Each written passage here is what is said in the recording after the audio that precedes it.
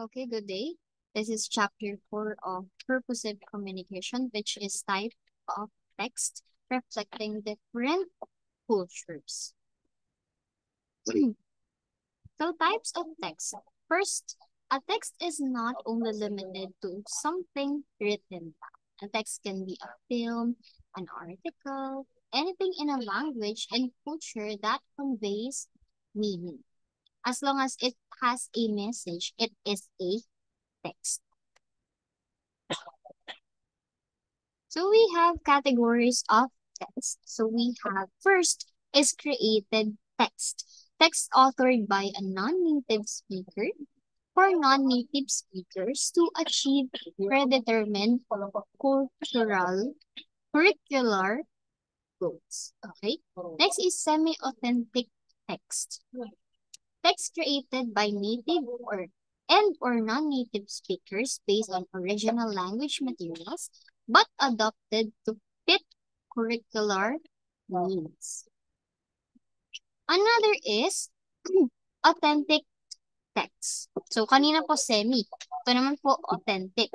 Okay? So, mismo yung mga native speakers or English speakers ang nag-construct or nag-create no text na iyon. Okay? Gamit or base dun sa environment na kanilang pinanggalingan. Next is multimodal text. Text that combine two or more semiotic system. So ano po ba ang semiotic system? Let's discuss what are the semiotic system of multimodal text. Okay, first is linguistic. Okay, it comprising aspects such as vocabulary, generic structure, and the grammar of oral and written language. Next is the visual, okay, comprising aspects such as color, vectors, and viewpoints is still moving images. Okay? So, linguistics, yung language, ito naman po sa visual, okay, images.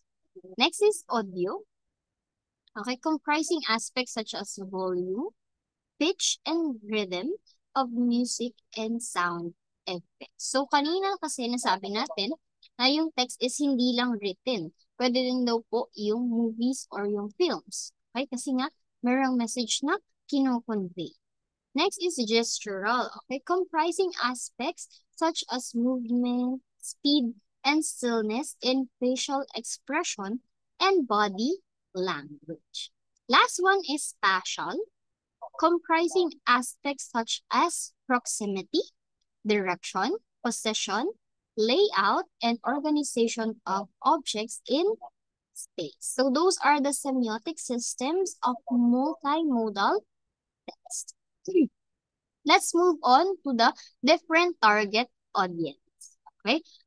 Para saan ba yung text na iyong ginagawa or yung message na gusto mong i-convey? So, sino-sino ba ang iyong audience? So, pinpoint what is special about your book. Okay? Ano bang meron dun? Bakit? Para saan? Bakit nila babasahin? Or sino ba yung target mo? Next is determine some demographics, or demographics means changes that occur. Next is feed the previous 4 tips into each other to gain even more insight and narrow down who your target or audience is or are. So, dapat po kasi alam mo sino ang target audience. Okay, how to use your target audience? Paano gagamitin? Peperahan mo ba sila? Siyempre, hindi. So first is identify where your target audience hangs out and be there. Okay, ano na ba yung trend ngayon? Okay, syempre gagamitin mo yung trend ngayon or yung nauuso ngayon para makot mo yung kanilang attention. Okay, concentrate on the buyers. For example, gagawa ka ng or mag-publish ka ng isang textbook. Sino ba yung mga audience mo? Or sino ba yung mga buyers mo? Yung mga estudyante na nag-aaral ng specific na course, example, education or criminology. It depends upon you, sino yung buyers mo. Okay?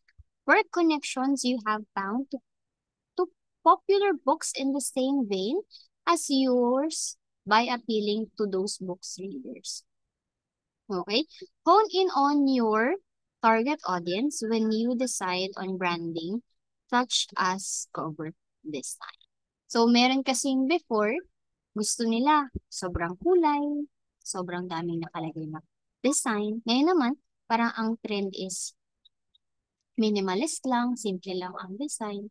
Pero, nagugustuhan ng mga bata.